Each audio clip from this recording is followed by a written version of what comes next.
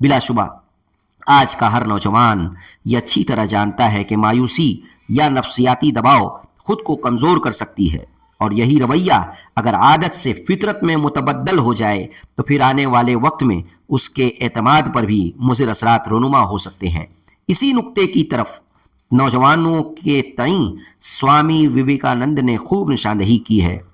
کہتے ہیں، whatever you think that you will be, if you think yourselves weak, weak you will be. If you think yourselves strong, strong you will be. درج بالا اقتباس میں وویکانند نے خاص طور پر سیلف کانفیڈنس پر زور دینے کی کوشش کی ہے۔ دراصل جب ہم پورے اعتماد ہوتے ہیں تو ہمیں اپنی ٹارگٹ تک پہنچنے کی راہ ہموار نظر آتی ہے، لیکن ٹھیک اس کے برعکس اگر ہم نے خود اعتمادی کھو دی تو وہی ٹارگٹ ہم سے دور ہوتی دکھائی دے گی، اور جب ٹارگٹ ہی ہم اچیو نہیں کر سکیں گے تو کسی نہ کسی طرح ہم غلط راہ پر گامزن ہو سکتے ہیں۔ لہٰذا نوجوانوں کو بھی بھلے برے میں امتیاز کرنے کی ضرورت ہے۔